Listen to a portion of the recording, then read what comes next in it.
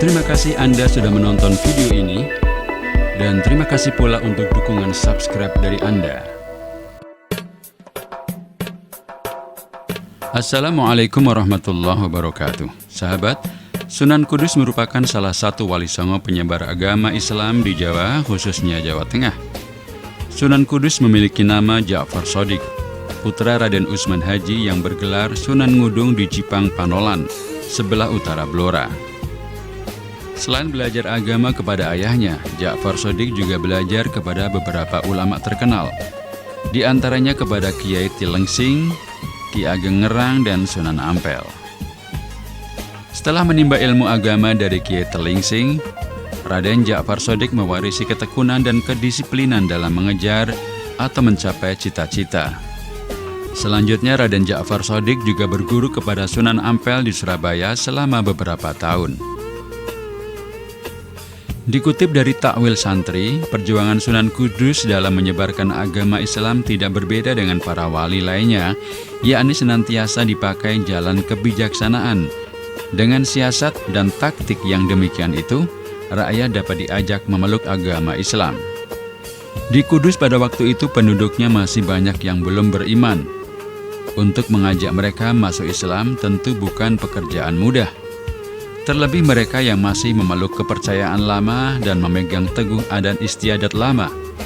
Jumlahnya tidak sedikit.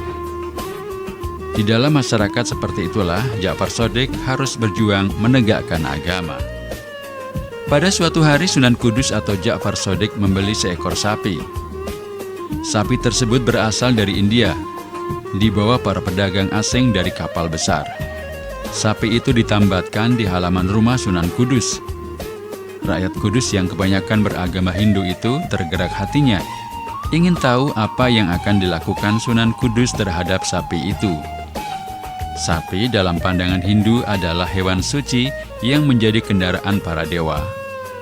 Menyembelih sapi adalah perbuatan dosa yang dikutuk para dewa. Lalu apa yang dilakukan Sunan Kudus? Apakah Sunan Kudus hendak menyembelih sapi di hadapan rakyat yang kebanyakan justru memujanya dan menganggap binatang keramat?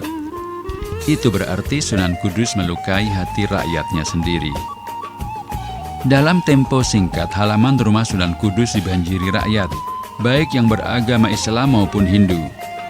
Setelah jumlah penduduk yang datang bertambah banyak, Sunan Kudus keluar dari dalam rumahnya. Sedulur-sedulur yang saya hormati, segenap sanak kadang yang saya cintai, Sunan Kudus membuka suara. Saya melarang saudara-saudara menyakiti, apalagi menyembelih sapi. Sebab di waktu saya masih kecil, saya pernah mengalami saat yang berbahaya. Hampir mati kehausan, lalu seekor sapi datang menyusui saya, kata Sunan Kudus. Mendengar cerita tersebut, para pemeluk agama Hindu terkagum-kagum. Mereka menyangka Ja'far Shadiq itu adalah titisan Dewa Wisnu. Maka mereka bersedia mendengarkan ceramahnya. Demi rasa hormat saya kepada jenis hewan yang pernah menolong saya, maka dengan ini saya melarang penduduk Kudus menyakiti atau menyembelih sapi, ujar Sunan Kudus. Para penduduk terpesona atas kisah itu. Sunan Kudus melanjutkan, salah satu di antara surat-surat Al-Quran, yaitu surat yang kedua, dinamakan surat sapi, atau dalam bahasa Arabnya Al-Baqarah, kata Sunan Kudus.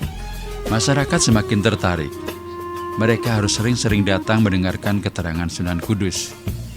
Sesudah simpati itu berhasil diraih, akan lapanglah jalan untuk mengajak masyarakat berduyun-duyun masuk agama Islam.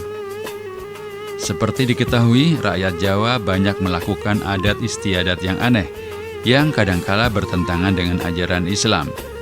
Misalnya berkirim sesaji di kuburan untuk menunjukkan bela sungkawa atau berduka cita atas meninggalnya salah seorang anggota keluarga, Selamatan Neloni. Adat tersebut tidak ditentang secara keras oleh Sunan Kudus, melainkan diarahkan dalam bentuk Islami. Peninggalan lain dari Sunan Kudus adalah permintaannya kepada masyarakat untuk tidak memotong hewan kurban sapi dalam perayaan Idul Adha, yang menghormati masyarakat penganut agama Hindu dengan mengganti kurban sapi dengan memotong kurban kerbau. pesan untuk memotong kurban kerbau ini masih banyak ditaati oleh masyarakat Kudus, hingga saat ini. Riwayat lain menyatakan Sunan Kudus juga termasuk salah seorang pujangga yang berinisiatif mengarang cerita-cerita pendek yang berisi filsafat serta berjiwa agama.